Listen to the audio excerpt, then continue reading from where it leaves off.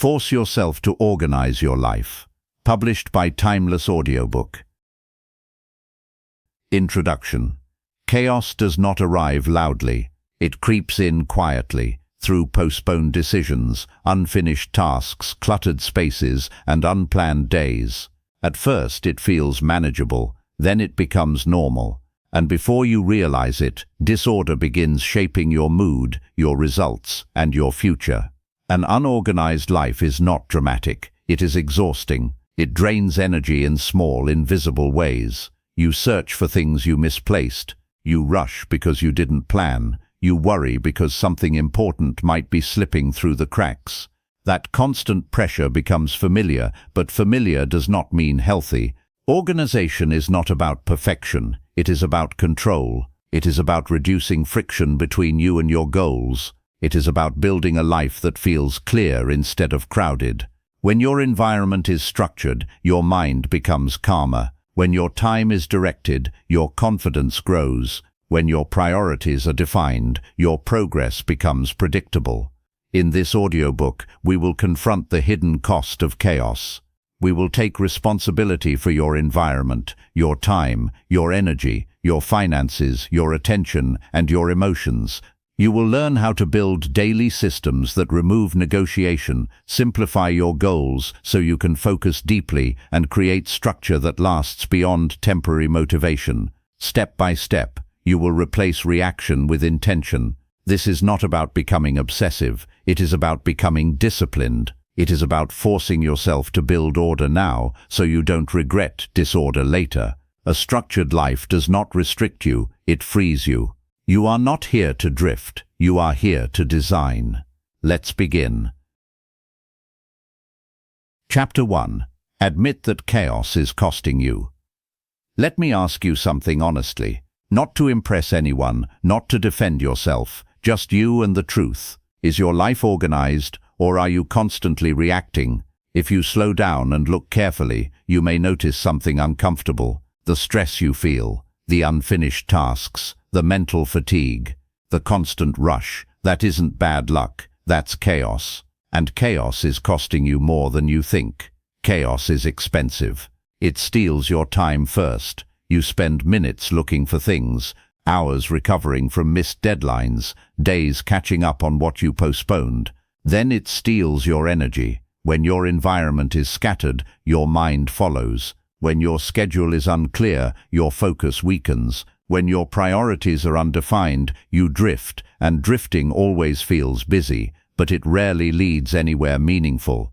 Most people never admit this. They say, "I'm just busy," or "life is complicated." But busyness is often disorganized effort. Complication is often unmade decisions, and unfinished decisions create mental noise. That noise follows you everywhere. It sits with you when you try to relax. It whispers when you try to sleep. It reminds you of what you haven't handled yet. Here is the hard truth. Disorganization is not harmless. It creates silent pressure. Small messes grow into large problems. A cluttered desk becomes delayed work. Delayed work becomes missed opportunity. Missed opportunity becomes regret, and regret is far heavier than discipline. You cannot fix what you refuse to admit. That is the first rule.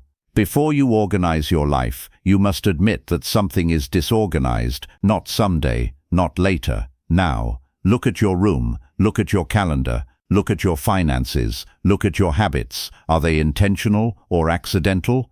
Be honest with yourself. Honesty is not weakness, it is power. When you admit that chaos is costing you, you stop blaming circumstances. You stop blaming other people. You stop blaming bad timing. You begin to see clearly, and clarity is the beginning of control. You may feel resistance right now.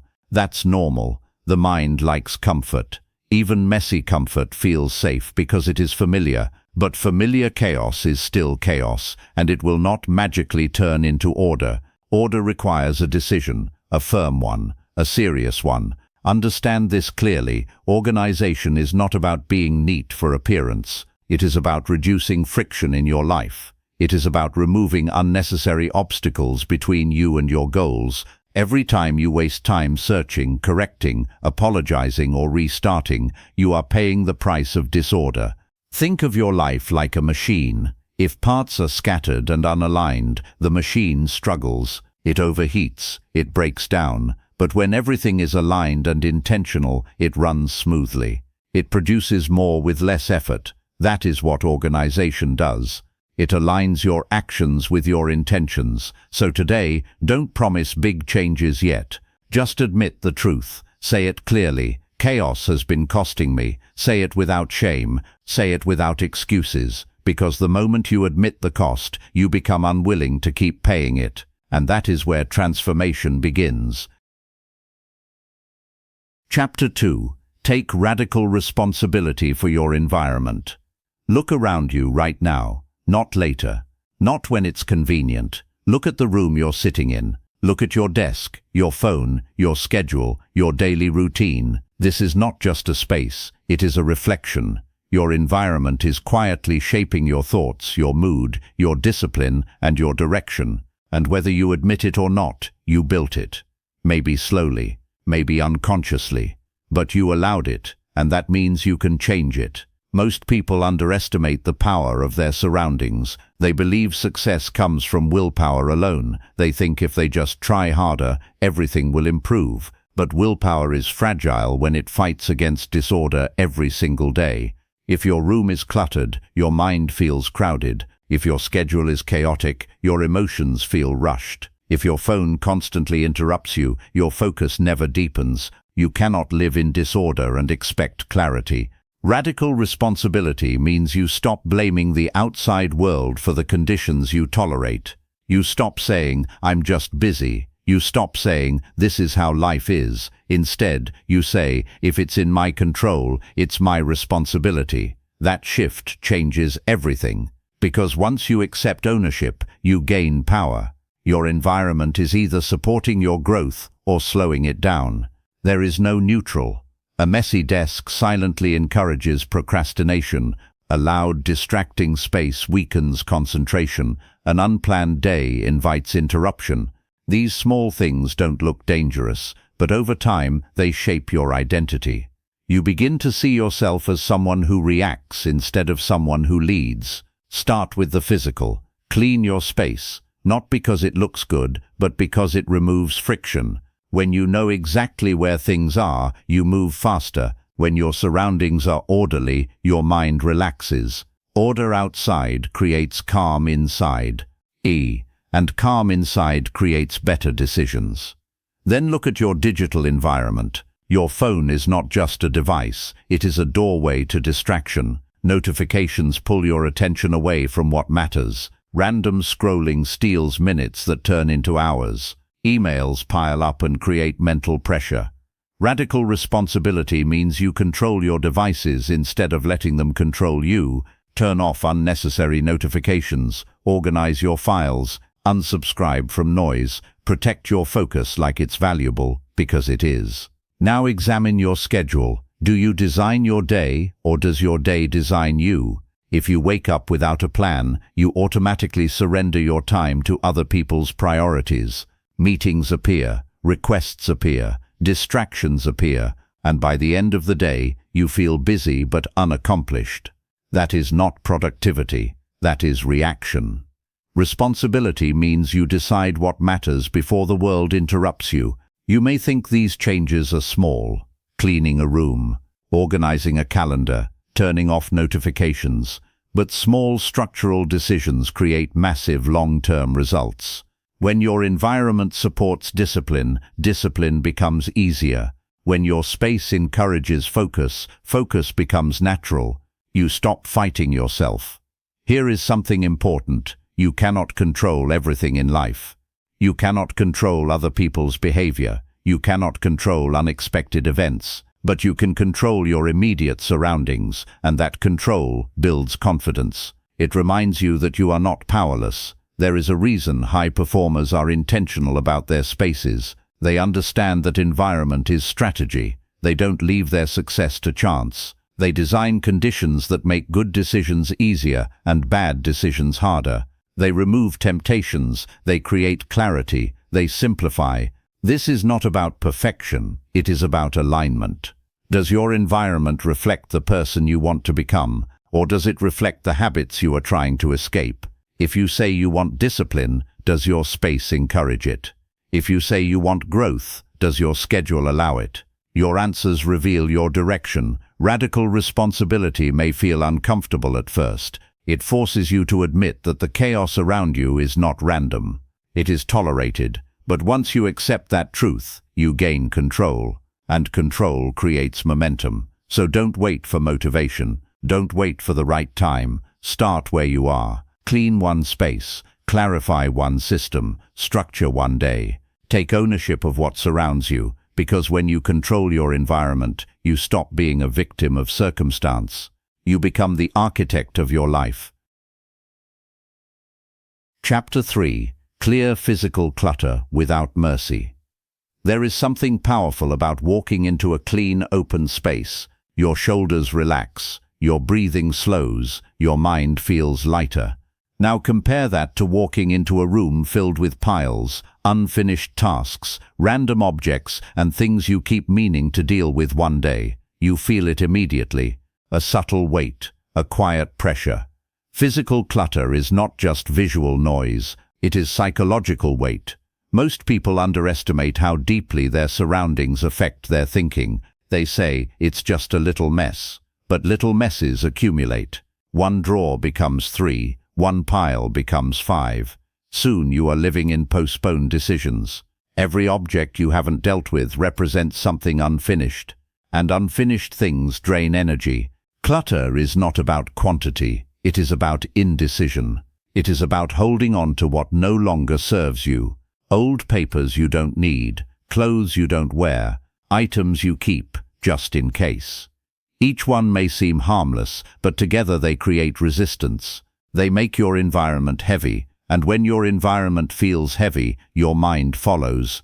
You must learn to clear physical clutter without mercy. Not emotionally, not angrily, but decisively. Ask one simple question: does this serve my current life direction? If the answer is no, it goes. Not tomorrow, not next month. Now, you are not throwing away memories. You are removing friction. Many people hold on to objects because they represent the past.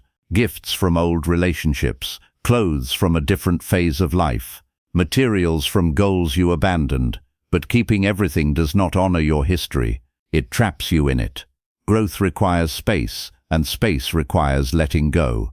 There is strength in minimalism, but not the aesthetic version you see online. Real minimalism is discipline. It is choosing clarity over attachment. It is understanding that every item in your space should either be useful or meaningful, not just present.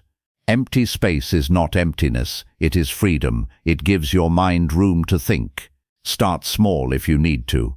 One drawer, one shelf, one corner of the room. But as you begin, commit fully. Do not half-organize. Do not shuffle clutter from one place to another. Decide, keep, remove, simplify. Feel the difference immediately. Notice how your mind responds when your surroundings are intentional. Clutter also steals time. How many minutes have you wasted searching for something you misplaced? Keys, documents, notes, clothes. Multiply those minutes over weeks and years. That is lost life. Organization is not about neatness for appearance. It is about efficiency. It is about eliminating unnecessary obstacles between you and action. There is another hidden cost to clutter. It normalizes disorder. When you tolerate small messes, you train yourself to tolerate bigger ones. You lower your standards quietly. You accept delay. You accept chaos. And that mindset spreads into other areas: work, finances, relationships. Standards matter. The way you handle your space reflects the way you handle your life. Clearing clutter is not a one-time event. It is a habit of awareness. Every new item you bring into your life should earn its place. Be intentional. Do not accumulate mindlessly. Do not collect things you do not truly value. The more you own, the more you must manage. And management requires energy. Imagine your life as a structure you are building. Every unnecessary item is like adding weight without purpose.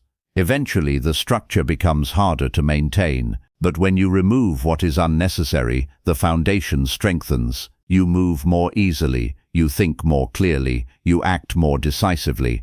This is not about becoming extreme, it is about becoming disciplined. You are not clearing space to impress anyone, you are clearing space to think, to focus, to grow. Order outside creates strength inside. When your environment feels intentional, you feel intentional.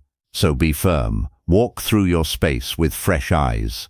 Notice what is excess. Notice what is outdated. Notice what is simply taking up room. Then act. Without hesitation, without emotional negotiation, create space, create lightness, create order. Because when you remove physical clutter, you are not just cleaning a room, you are training your mind to choose clarity over comfort. And that decision changes everything. Chapter 4. Master your time before it masters you. Time is the most equal resource you have. Every day you are given 24 hours, no more, no less. The difference between a chaotic life and an organized one is not talent, not luck, not background. It is structure. It is how those hours are directed. If you do not master your time, time will quietly master you. Look closely at your days. Do they feel intentional or do they feel rushed? Do you decide what happens or do you react to whatever appears? Most people wake up and immediately enter reaction mode. Messages, notifications, requests, problems. By the time the day ends, they are exhausted, yet unsure what they actually accomplished. That is not productivity, that is surrender. Unplanned time does not stay empty. It gets filled, usually with low-value activity. Scrolling, interruptions, random tasks that feel urgent but are not important. Without structure, your time becomes available to anyone and anything. And when your time is constantly available, your goals are constantly postponed. You must understand something clearly. Time management is life management. Every goal you have requires time. Every improvement requires time. Every relationship requires time. If you cannot organize your hours, you cannot organize your future, because the future is built in hours. Start by becoming aware. Track one full day honestly. Where did your time go? How much was intentional? How much was accidental? You may be surprised. Small leaks drain large results. 10 minutes here, 15 minutes there. Repeated daily, they become lost weeks, lost months, lost years.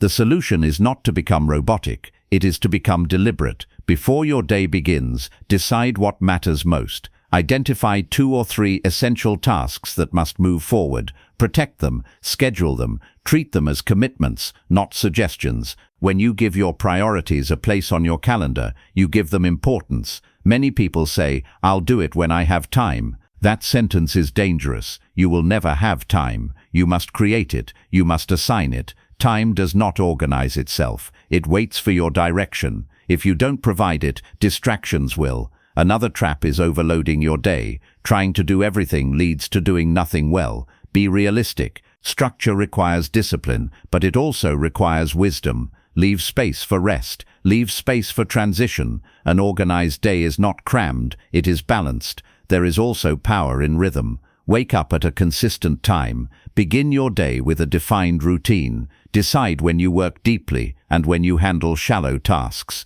When your day has a pattern, your mind stops negotiating. You move from decision to execution with less resistance. Structure reduces mental fatigue.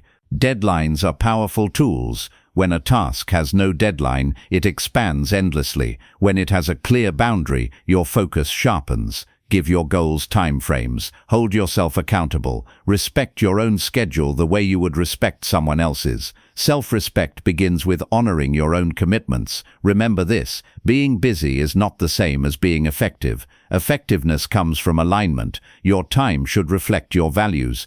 If you say growth matters, your calendar should show it. If health matters, your schedule should protect it. If family matters, your time should include it. Your calendar reveals your true priorities. There will be days when things go wrong. Unexpected events happen. Plans shift. That is normal. Mastery of time does not mean control over everything. It means returning to structure quickly. Reset, replan, continue. Do not let one disrupted day turn into a disorganized week.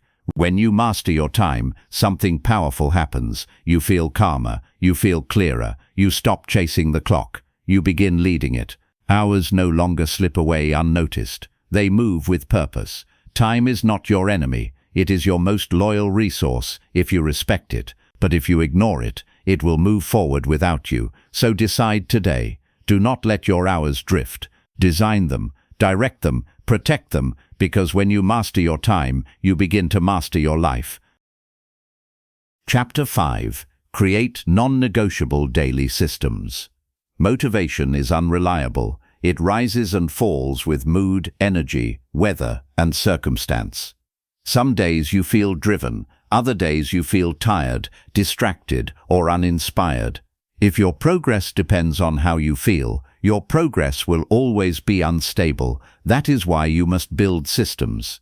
Systems do not ask how you feel, they operate regardless. A system is a repeated structure that removes decision-making from the moment.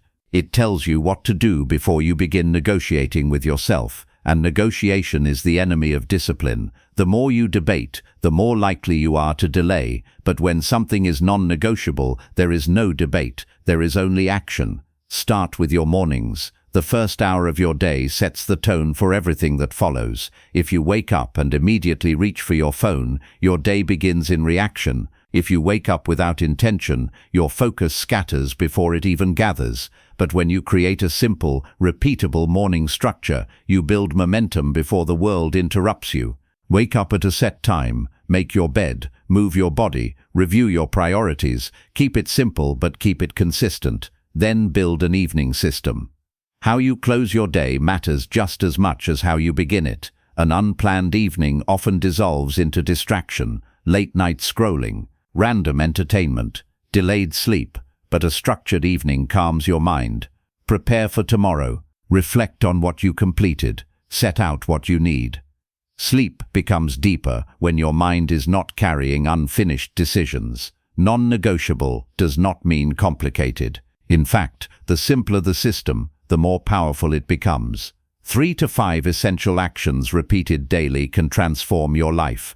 Reading 10 pages, reviewing goals, tracking expenses, exercising for 30 minutes, writing a short reflection. Small actions done consistently outperform intense bursts done occasionally. The purpose of a system is to reduce friction. When you repeat the same pattern daily, you conserve mental energy. You do not wake up wondering what to do. You do not waste time deciding when to start. You move automatically, and automatic progress is powerful progress. Many people wait for the right mood to begin. They say, "I'll start when I feel ready," but readiness is often an illusion.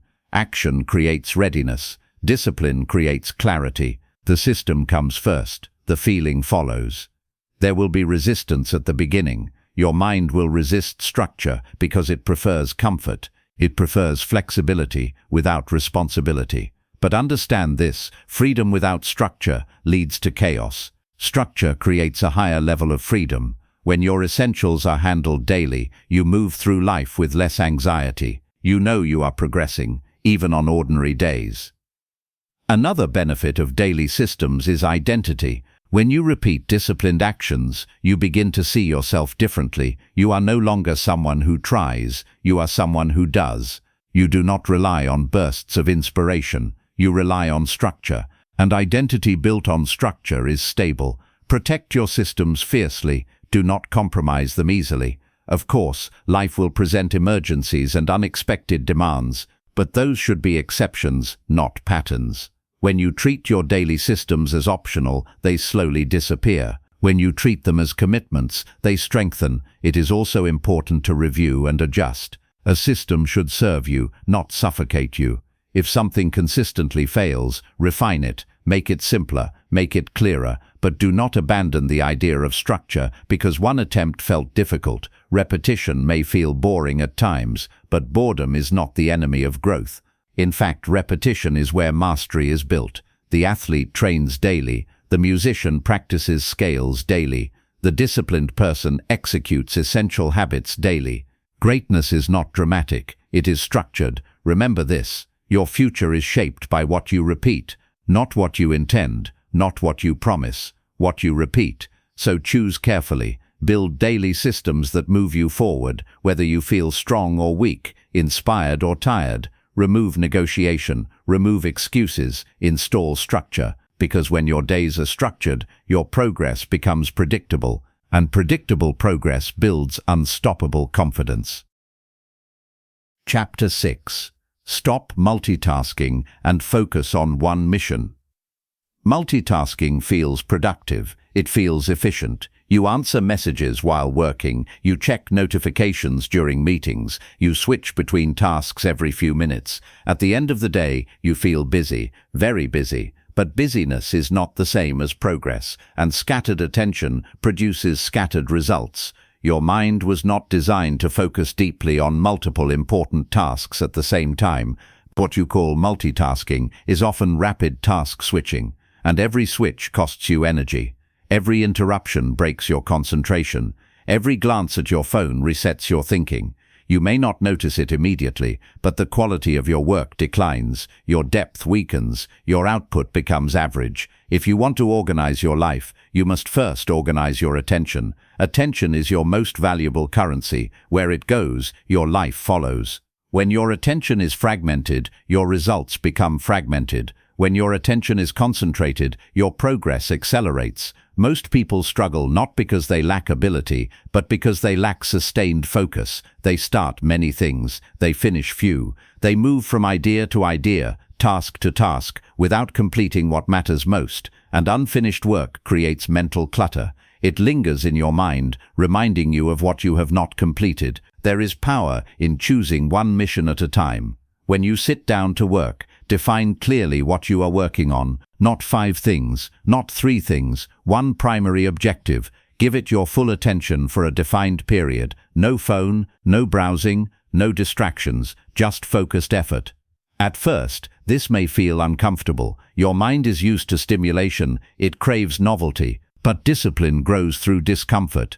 Deep focus produces higher quality results in less time. When you immerse yourself fully in a task, you enter a state of flow, your thinking sharpens, your creativity increases, your speed improves. 1 hour of uninterrupted concentration can accomplish more than 3 hours of distracted effort. That is not theory, that is reality. To protect your focus, you must create boundaries, silence unnecessary notifications, close irrelevant tabs, inform others when you are unavailable. These are not extreme actions, they are protective measures. If you do not guard your attention, the world will happily consume it. It is also important to reduce the number of active goals in your life. Too many priorities mean no true priority.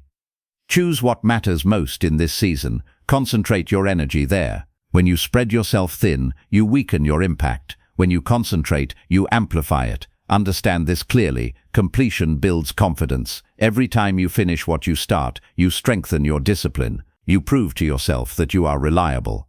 But every time you abandon tasks halfway, you weaken that trust. Organization is not just about tidy spaces and structured schedules. It is about finishing what you begin. There will always be distractions. New ideas will appear. Opportunities will surface. But not every opportunity deserves immediate action. Learn to capture ideas without abandoning your current mission. Write them down. Schedule them later. But stay present with what you committed to. Focus is not restrictive. It is liberating. When you focus on one task at a time, your mind feels calmer. You are not juggling mental tabs. You are not constantly switching contexts. You are fully engaged, and engagement makes work meaningful. You may fear that focusing on one mission will cause you to miss out, but the opposite is true. Scattered effort leads to mediocrity in many areas.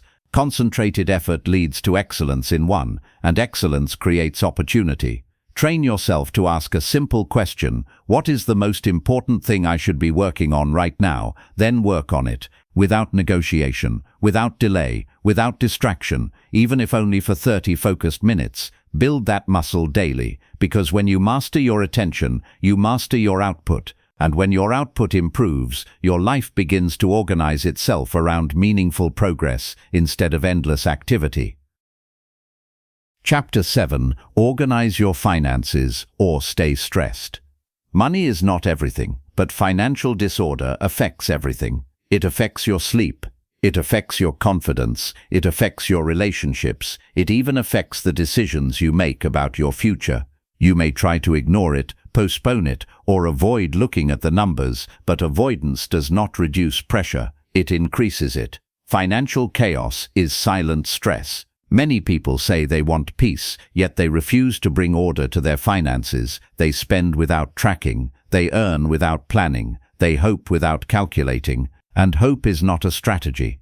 If you do not tell your money where to go, it will disappear quietly. Then anxiety appears loudly. The first step is awareness. You must know your numbers, not roughly, not approximately, exactly. How much do you earn? How much do you spend? Where does it go? When you face the truth clearly, you remove uncertainty, and uncertainty is what creates fear. Some people avoid checking their accounts because they are afraid of what they will see. But fear grows in darkness. When you bring clarity to your finances, you take back control. Even if the numbers are not ideal, they are manageable once they are visible. Start simple. Write down your monthly income. List your fixed expenses. Then list your variable spending. Be honest. Every subscription, every habit purchase, every small expense that feels insignificant. Small leaks sink ships. A little here and a little there may seem harmless, but over time they erode stability. Financial organization is not about becoming obsessed with money. It is about removing chaos. When your finances are clear, your decisions become rational instead of emotional. You stop spending to relieve stress. You stop borrowing to maintain appearances. You begin acting strategically. One of the most powerful habits you can build is paying yourself first. Before you spend, save. Even a small percentage matters. This creates momentum. It builds confidence. An emergency fund, even a modest one, changes how you move through life. You are no longer panicked by unexpected expenses. You are prepared. Debt is another area where disorder thrives. Ignoring debt does not reduce it. It grows quietly. Interest accumulates. Stress increases. Face it directly. List it clearly. Create a repayment plan. Step by step. Month by month.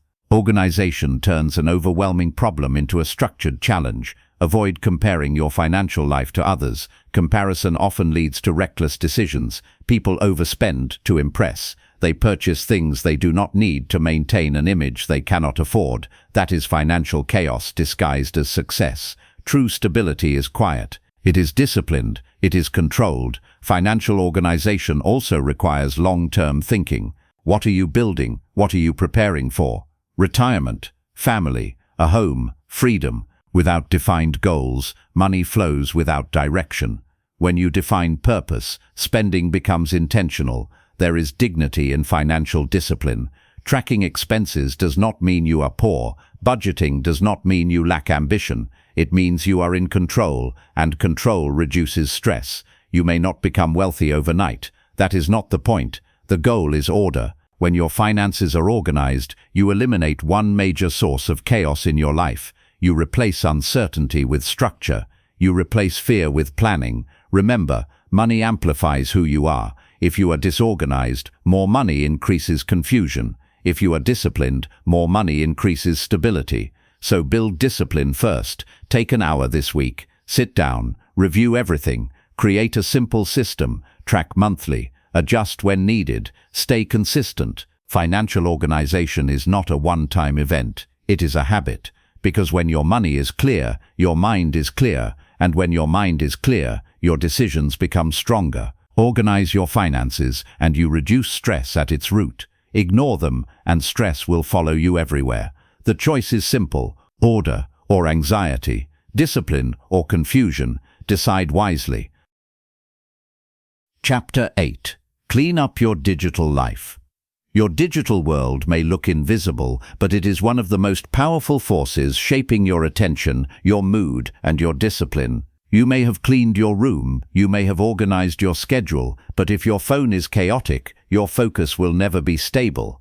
Digital clutter is modern chaos. Look at your phone honestly. How many unread emails are sitting there? How many notifications interrupt you daily? How many apps compete for your attention? Each alert may seem small, but together they create constant mental noise. Your mind never fully rests. It never fully concentrates. It is always partially distracted. The problem is not technology itself. The problem is lack of control. When your devices control your attention, your life becomes reactive. You pick up your phone to check one thing, and 30 minutes disappear. You open your email to respond to one message, and you end up scrolling through promotions and distractions. That is not intentional living. That is digital drift. Start with notifications. Ask yourself a simple question. Does this alert truly deserve my immediate attention? Most do not.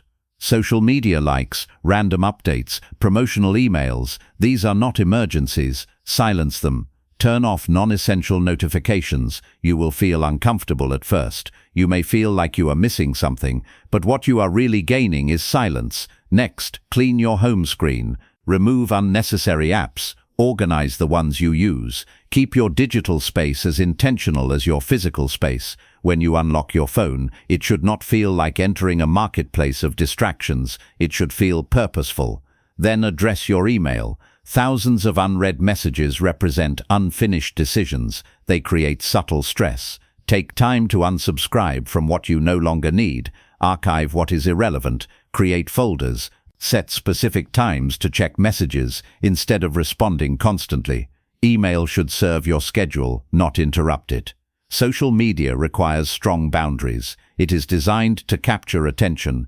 Endless scrolling weakens discipline. It trains your mind to seek quick stimulation instead of deep focus. Decide when and how long you will use it. Set limits. Better yet, schedule usage. When time is up, close it without negotiation. Digital organization also includes your files, photos scattered across devices, documents saved randomly, notes written but never reviewed. This is digital clutter. Create folders, label clearly, delete duplicates, keep what matters. When you can find what you need instantly, your productivity improves. Your phone should be a tool, not a temptation. Consider this: if you struggle to focus on meaningful work, examine how often you check your device. Every interruption fractures your thinking. It takes time to rebuild deep concentration. Protect that depth fiercely. There is another hidden cost to digital chaos: comparison. Constant exposure to other people's highlights distorts your perception. You begin comparing your behind-the-scenes life to their curated moments. That creates dissatisfaction and distraction. Limiting exposure protects your mental clarity. You do not need to eliminate technology from your life. You need to master it. Use apps that enhance learning. Use tools that track habits. Use reminders that support discipline, but remove what drains energy without adding value. Set digital-free blocks in your day. Work sessions without your phone nearby. Evenings without endless scrolling. Mornings without immediate exposure to messages. These boundaries create mental strength. They teach you that you control your attention. Remember, attention is finite. Every minute spent on meaningless digital consumption is a minute removed from your goals. If you want to organize your life, you must organize your digital world. Begin today. Clean your phone, silence the noise, delete the unnecessary, structure your usage, protect your focus. Because when your digital environment is calm and intentional, your mind becomes calmer and stronger. And a calm, strong mind builds an organized, powerful life. Chapter 9. Simplify your goals and eliminate distractions. Many people are not failing because they aim too low. They are failing because they aim in too many directions at once. They want to get fit, build a business, learn new skills, improve relationships, travel more, read more, earn more, all at the same time. Ambition is not the problem. Lack of focus is. When everything feels important, nothing receives your full strength. Too many goals create mental clutter. Your attention becomes divided, your energy becomes diluted. You start multiple paths but complete none. This creates frustration. You feel busy, yet progress feels slow. The truth is simple: divided focus weakens impact. If you want to organize your life, you must simplify your direction, not forever, but for now. Choose what truly matters in this season. Identify 1 or 2 major priorities that deserve your full attention. Not 10, not 5. Just the few that will create the greatest change. Clarity brings power. When your goals are clear and limited, your decisions become easier. You no longer wake up wondering what to work on. You no longer feel pulled in every direction. You move intentionally. Simplicity creates momentum. Ask yourself honestly, what goal, if achieved, would make the biggest difference in my life right now? That is your focus. Everything else becomes secondary. Not unimportant, but secondary. This requires courage, because saying yes to one priority means saying no to others. Distractions are not always obvious. Some look productive, a new opportunity, a new idea, a new project that feels exciting. But not every opportunity aligns with your current mission. When you chase everything, you finish nothing. Discipline is choosing what not to pursue. Learn to say no without guilt. No to invitations that do not support your goals. No to commitments that stretch you thin. No to habits that consume time without creating value. Every yes carries a cost. Every commitment requires energy. Guard yours carefully. There is also danger in constant comparison. Seeing what others are doing can tempt you to change direction repeatedly.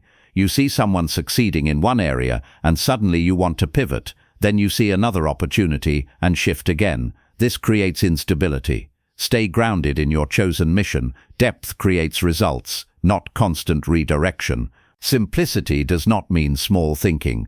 It means concentrated thinking. Imagine sunlight scattered across a field. It warms, but it does not burn. Now imagine that same light focused through a magnifying glass. It becomes powerful. That is what simplified goals do. They concentrate your energy. Write your primary goal clearly.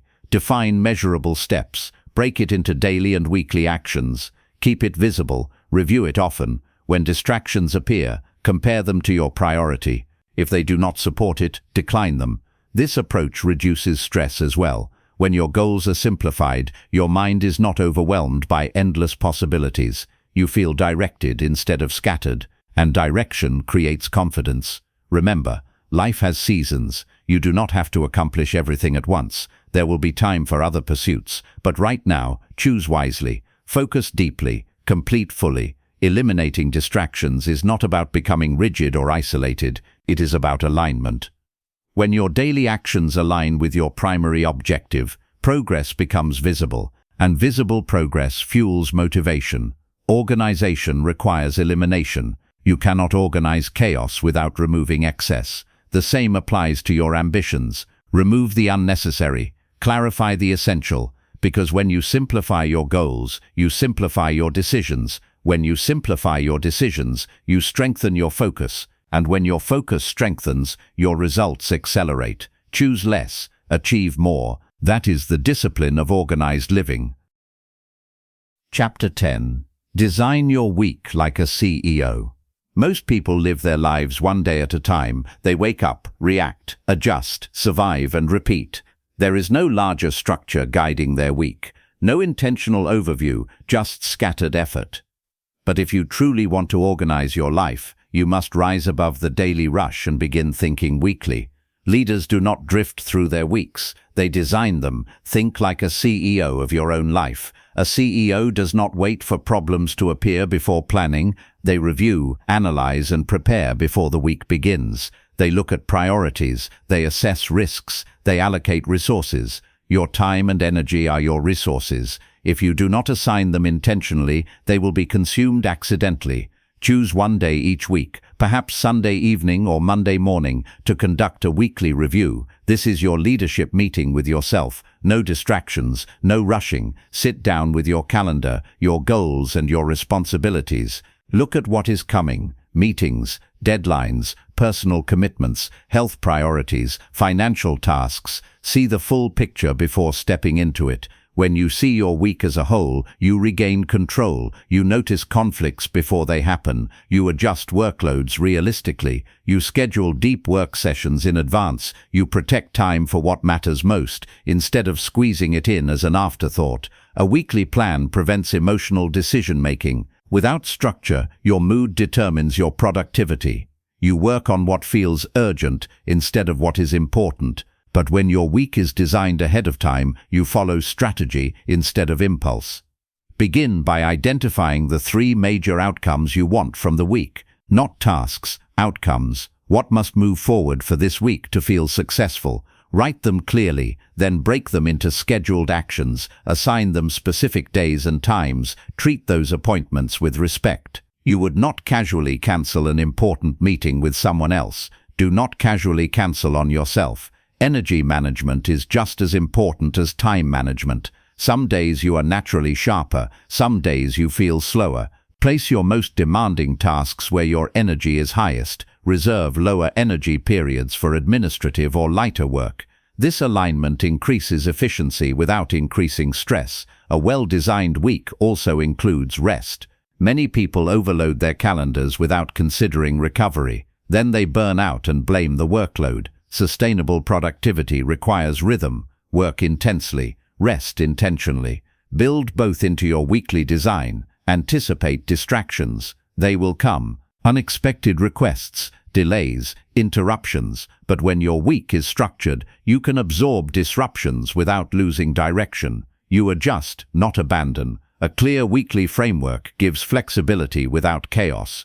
At the end of the week, review again. What worked? What didn't? What needs adjustment? Reflection strengthens discipline. It transforms experience into learning. Without review, mistakes repeat. With review, systems improve. Designing your week builds confidence. Instead of feeling overwhelmed by the unknown, you feel prepared. You know what deserves your attention. You know where your time is going. That clarity reduces anxiety significantly. Remember, organization is not about rigidity. It is about intentional living. A weekly plan is not a prison. It is a roadmap. It frees you from constant decision fatigue. It allows you to focus deeply during work and relax fully during rest because you know your priorities are accounted for. When you think weekly, your perspective expands. You stop living minute to minute. You start building momentum. Each week becomes a strategic step forward instead of a random collection of days. You are the executive of your own life. Act like it. Schedule deliberately. Review honestly. Adjust wisely. Design your week before it designs you. Because when your weeks are structured, your months gain direction. And when your months gain direction, your life moves with purpose instead of pressure. Chapter 11. Build a personal command center. Your mind is powerful, but it is not designed to store everything. It is designed to think, to create, to solve problems, not to remember every task, idea, and obligation. When you try to hold everything in your head, you create mental clutter. You forget things. You feel overwhelmed. You constantly worry that something is slipping through the cracks. That quiet anxiety drains energy. If you want to organize your life at a higher level, you must build what I call a personal command center. A single reliable system where everything important is captured, organized, and reviewed. Not scattered across sticky notes, random notebooks, memory, and unread messages. One place, one trusted source. This could be a physical notebook, a planner, or a digital tool. The format matters less than the discipline. The key is centralization. When ideas come to you, capture them immediately. When tasks appear, write them down. When goals evolve, record them clearly. Do not rely on memory. Memory is inconsistent. Systems are dependable. There is peace in knowing that nothing important is floating loose in your mind. When you capture tasks in a trusted system,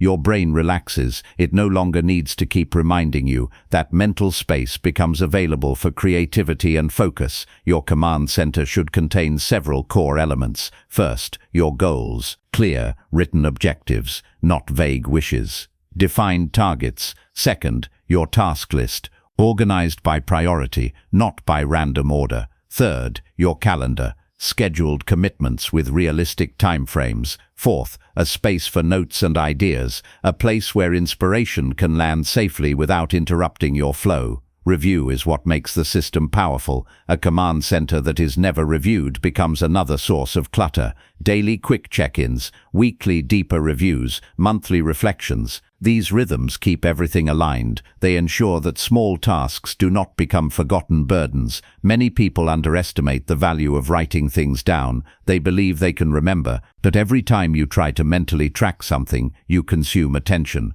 Multiply that by dozens of unfinished tasks, and your focus weakens. Writing creates clarity. Clarity reduces stress. There is also accountability built into a command center. When you see your goals and tasks regularly, you cannot pretend they do not exist. You face them, you decide, you act. Avoidance becomes harder when your commitments are visible. Keep your system simple. Overcomplicated systems collapse. Too many categories, colors, or layers create confusion. Simplicity increases consistency. The goal is not to impress yourself with complexity. The goal is to create a tool you will actually use. Your command center becomes a place of strategy. Instead of reacting to whatever demands your attention, you consult your system. You ask, what truly matters today? And the answer is there. This reduces emotional decision-making. It strengthens discipline. Another benefit is continuity. Life moves quickly. Weeks blend into months. Without a centralized system, progress becomes unclear. But when you track your actions and goals in one place, you see growth, you see patterns, you see improvement. That builds confidence. This is not about becoming obsessive, it is about becoming organized. The more responsibilities you carry, the more valuable structure becomes. A scattered system creates scattered thinking. A centralized system creates clarity. Make a decision today. Choose your format. Set it up intentionally. Begin capturing everything that requires your attention. Trust it, review it, refine it when necessary. But do not abandon it, because when your life runs through a personal command center, you no longer feel overwhelmed by loose ends. You feel directed, you feel steady, you feel in control, and control is the foundation of an organized, powerful life. Chapter 12. Remove energy drains ruthlessly. You can organize your room, you can structure your calendar, you can plan your week perfectly, but if your energy is constantly drained, none of it will matter. Organization is not just about time and space, it is about energy, and energy is your true currency. Without it, discipline collapses.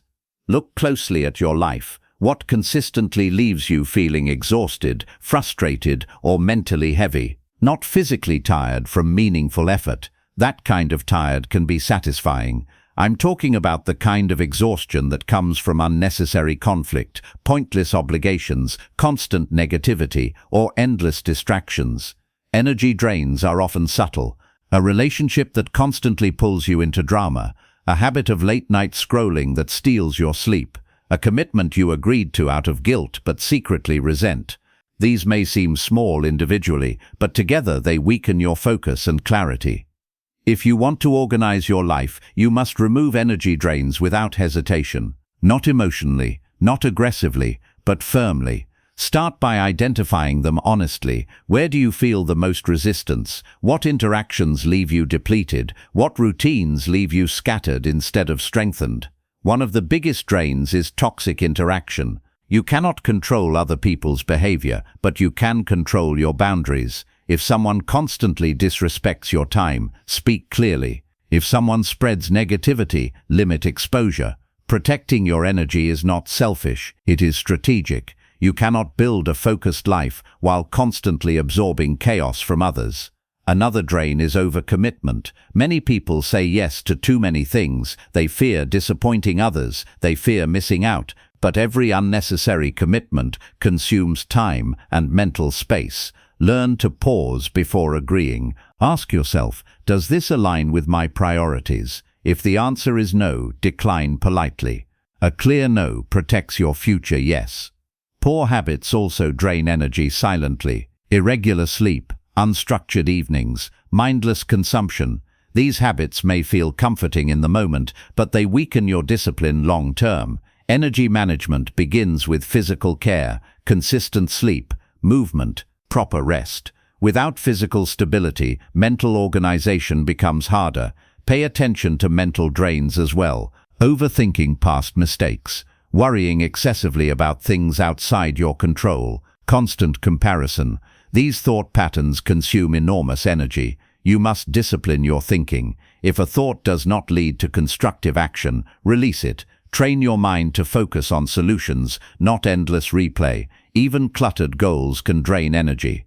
When you attempt too many projects at once, your attention fragments. You feel pressure from multiple unfinished tasks. Simplify. Finish what you start. Completion restores energy. There is also power in creating energy sources. Organized living is not only about removal, it is about replacement. Replace draining habits with strengthening ones. Replace chaotic conversations with meaningful ones. Replace random entertainment with intentional rest. Build routines that recharge you. Remember, energy is finite each day. When you wake up, you have a certain amount. If you spend it on trivial matters early, you will struggle to focus on what truly matters later. Guard your mornings carefully. Guard your peak hours fiercely. Do not allow low-value distractions to consume high-value energy. Removing drains may feel uncomfortable at first. You may need difficult conversations. You may need to let go of familiar habits. But discomfort is temporary. Constant exhaustion is not. Organization requires clarity. Clarity requires energy. Energy requires protection. This is not optional. It is essential. Audit your life honestly. Identify what weakens you. Then reduce it. Eliminate it where possible. Create boundaries. Simplify commitments. Strengthen your body and mind, because when your energy is protected, your focus sharpens. When your focus sharpens, your discipline strengthens. And when your discipline strengthens, your life becomes organized not only externally, but internally.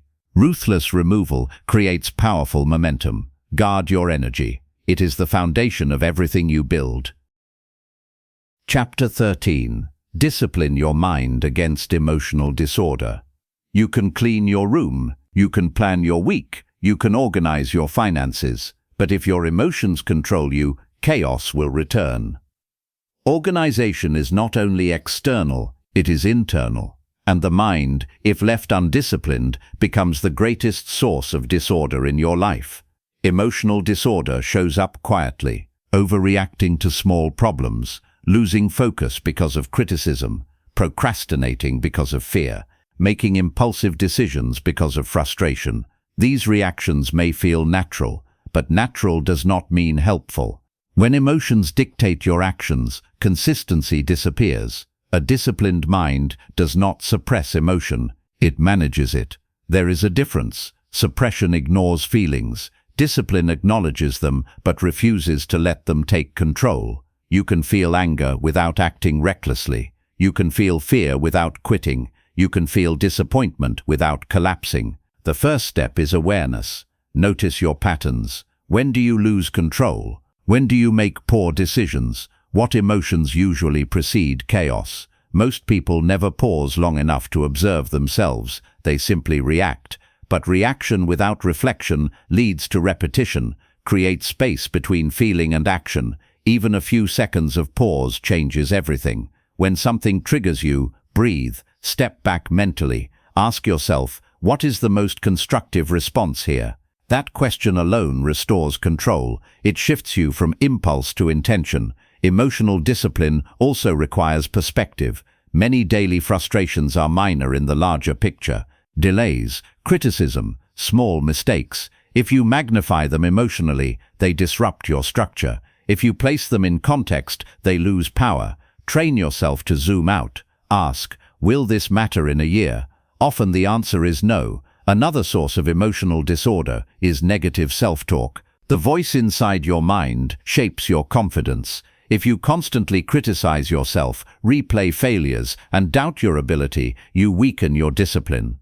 Organized thinking requires constructive internal dialogue. Speak to yourself with firmness, but also fairness. Replace "I always fail" with "I made a mistake and I will correct it." Journaling is a powerful tool here. When emotions feel overwhelming, write them down. Seeing your thoughts on paper reduces their intensity. It allows you to analyze instead of react. Patterns become visible. Solutions become clearer. You must also learn to accept discomfort. Growth is uncomfortable. Change is uncomfortable. Discipline itself is uncomfortable. If you expect comfort at all times, you will resist structure. Emotional maturity means accepting temporary discomfort for long-term order. Resilience plays a major role. Life will not follow your plans perfectly. Unexpected problems will arise. People will disappoint you. Plans will fail. Emotional disorder begins when you demand that life match your expectations. Emotional discipline begins when you adapt calmly. Guard your mental input carefully. What you consume affects how you think. Constant negativity, drama, and comparison distort your emotional balance. Choose content that strengthens clarity and perspective. Your mind reflects what it absorbs. Understand this clearly. An organized life requires an organized response to stress. You cannot eliminate stress completely, but you can control how you handle it.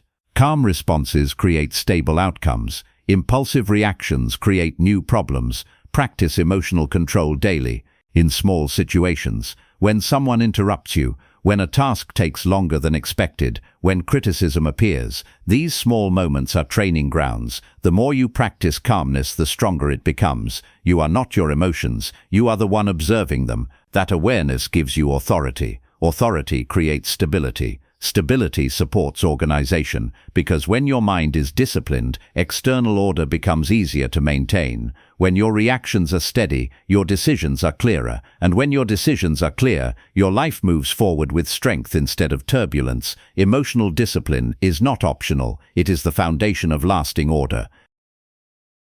Chapter 14. Build long-term order, not temporary motivation.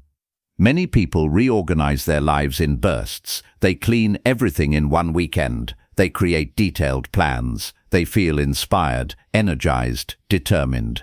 For a few days, maybe even a few weeks, everything feels different. Then slowly, almost quietly, old habits return.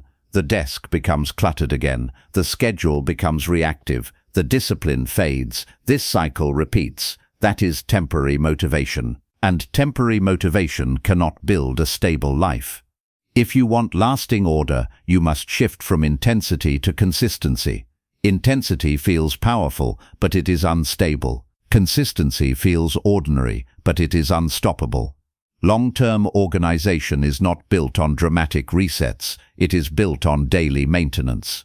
First, understand why the cycle happens. Motivation is emotional. It rises when you are inspired or frustrated, but emotions change. When energy drops, structure collapses, unless structure is rooted in identity. That is the key difference. When you see yourself as someone trying to be organized, you depend on effort. When you see yourself as an organized person, your actions align naturally. Identity drives behavior. If you believe you are disciplined, you act accordingly. If you believe you are careless, you excuse disorder. Long-term order begins with a decision about who you are becoming. Say it clearly. I am a person who values structure. Repeat it. Act on it. Reinforce it daily. Maintenance is not exciting. Cleaning a little each day is less dramatic than a full reset. Reviewing your schedule weekly feels repetitive. Updating your command center regularly may feel ordinary. But these small acts prevent chaos from rebuilding. Maintenance protects momentum. Avoid perfectionism. Perfectionism often leads to burnout. You try to organize every detail flawlessly. When one part fails, you feel discouraged and abandon the system entirely. Long-term order accepts imperfection. If you miss a routine one day, return the next. If your week becomes messy, reset calmly. The goal is not flawless execution, it is reliable return. Create simple rules that guide your behavior. For example, I reset my workspace every evening. I review my goals every Sunday. I track expenses weekly. These rules remove negotiation. When rules are clear, discipline becomes automatic. It is also important to evolve your systems gradually. As your responsibilities grow, your structure must adjust. What worked last year may need refinement now. Review periodically. Simplify where necessary. Strengthen weak areas. Adapt without abandoning the foundation. Long-term organization requires patience. Results may not feel dramatic immediately, but over months and years, the compounding effect is powerful. You avoid crises, you reduce stress, you increase efficiency. Stability builds quietly. There will be moments when you feel tempted to relax your standards. You will think, it's fine, it's just one day. Sometimes that is true, but repeated small compromises weaken structure. Guard your standards gently but firmly. Discipline is easier to maintain than to rebuild. Celebrate consistency, not intensity. If you followed your systems calmly this week, that is success. If you handled challenges without collapsing into chaos, that is progress. A stable life is not loud, it is steady. Remember, organization is not a project with an end date, it is a lifestyle. Just like physical health requires ongoing care, mental and environmental order require continuous attention. When you accept that truth, you stop searching for shortcuts. Temporary motivation seeks quick transformation. Long-term order builds sustainable structure. Choose sustainability, choose patience, choose identity over emotion. Because when order becomes part of who you are, it no longer feels forced, it becomes natural, it becomes your standard. And when your standards are high and consistent, your life remains steady, not because of inspiration, but because of discipline. Chapter 15. Live intentionally, not accidentally. There are two ways to live. You can live by default, or you can live by design. Living by default means reacting to circumstances, adjusting to pressure, and drifting wherever momentum takes you. Living by design means choosing your direction, structuring your days, and aligning your actions with your values. Organization is not the final goal, intention is. An organized life without intention is simply efficient drifting. You may manage your time well, track your finances carefully, and maintain clean systems, but if you do not know why you are doing it, the structure feels empty. Intention gives organization meaning. It connects your daily discipline to a larger purpose. Ask yourself clearly, what kind of life am I building? Not what do you want temporarily, but what direction truly matters to you. Health, stability, growth, contribution, peace. Write it down, define it. When your values are unclear, your decisions become inconsistent. But when your values are defined, your structure aligns naturally. Living intentionally requires conscious choices. Every day presents options: how you spend your time, who you give your energy to, what you prioritize. Without intention, these decisions are made automatically by habit or pressure. With intention, they are made deliberately. Small daily decisions shape long-term outcomes: choosing to wake up on time, choosing to focus deeply, choosing to save instead of overspend, choosing to respond calmly instead of emotionally. These may seem minor in isolation, but over months and years, they determine your trajectory. Many people drift because drifting is easier. It requires no planning, no discipline, no confrontation with uncomfortable truths. But drifting eventually creates regret. You look back and wonder where the time went. You realize years passed without clear direction. Intentional living prevents that regret.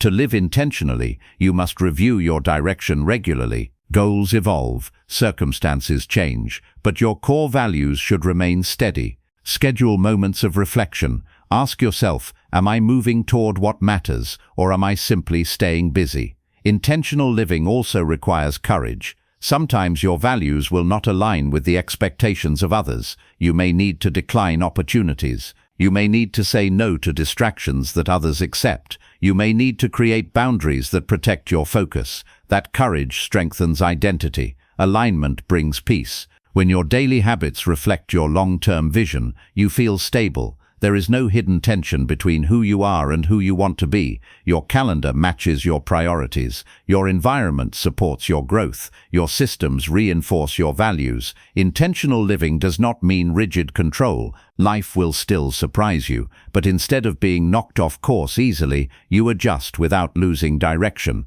You remain anchored in purpose. Remember this clearly. Organization creates space. Intention fills that space with meaning. Together they create a powerful life. Without organization, intention struggles. Without intention, organization feels hollow. You have built structure. You have disciplined your time, your finances, your focus, your environment, and your emotions. Now connect all of it to something larger than productivity. Connect it to who you are becoming. Live with awareness. Live with direction. Live with conscious choice. Because an accidental life may feel comfortable in the moment, but it rarely becomes extraordinary. An intentional life requires effort, but it produces fulfillment. Each morning remind yourself, I choose my direction today. Each evening ask yourself, did my actions reflect my values? These simple questions keep you aligned. You are not here to drift. You are here to build. Build with clarity. Build with structure. Build with intention. When you live intentionally, organization stops feeling forced. It becomes a natural extension of purpose, and purpose is what turns discipline into power. Conclusion. You began this journey with one simple but powerful idea. Force yourself to organize your life, not because it sounds impressive, not because it looks good from the outside, but because disorder is expensive, and you are done paying that price. Throughout these chapters you have seen the truth clearly. Chaos steals time, it drains energy, it weakens focus, it creates stress that slowly becomes normal, and what becomes normal becomes tolerated. That is how years slip away, not in dramatic failure, but in quiet disorder. But you also discovered something more important. Organization is not about perfection, it is about control, it is about reducing friction between you and the life you want to build. When your space is clear, your mind feels lighter. When your schedule is structured, your days feel intentional. When your finances are organized, anxiety decreases. When your attention is focused, your results improve. Order creates strength. You now understand that organization is not a one-time event. It is a discipline. It is a daily choice. It is the quiet decision to reset your desk at night, to review your goals weekly, to guard your energy, to say no when necessary, to pause before reacting emotionally, to simplify when life becomes crowded. And here is the most powerful realization: organization is self-respect. It is a signal you send to yourself that your time matters, your energy matters, your future matters. When you live without structure, you treat your potential casually. When you build structure, you treat it seriously. There will be days when you feel tired, days when you feel tempted to relax your standards, days when chaos tries to return. That is normal. Discipline is not the absence of difficulty, it is the decision to continue anyway. Do not wait for motivation. Motivation fades. Do not wait for the perfect time. It will not arrive. Begin now. Clean one space. Clarify one goal. Review one system. Protect 1 hour of focused work. Small disciplined actions repeated daily create massive change over time. Remember this clearly: your life is shaped by what you repeat, not what you promise, not what you plan once in a while, what you repeat. If you repeat disorder, you build chaos. If you repeat structure, you build stability. And stability creates confidence. Confidence grows quietly when you know your life is under control, when your commitments are tracked, when your time is directed, when your mind is disciplined. That confidence changes how you speak, how you decide, how you lead. You do not need to organize your life to impress anyone. You do it to free yourself. Freedom is not the absence of structure, it is the result of structure. When your responsibilities are handled, your space is clear, and your priorities are aligned, you experience a calm strength. That calm strength is powerful. Years from now, you will either look back and thank yourself for building order or wish you had started sooner. The difference will not be talent, it will not be luck, it will be discipline. So force yourself now, not harshly, not emotionally, but firmly, with conviction, with clarity, with purpose, because the organized life becomes the stable life becomes the confident life, and the confident life becomes the life you are proud to live.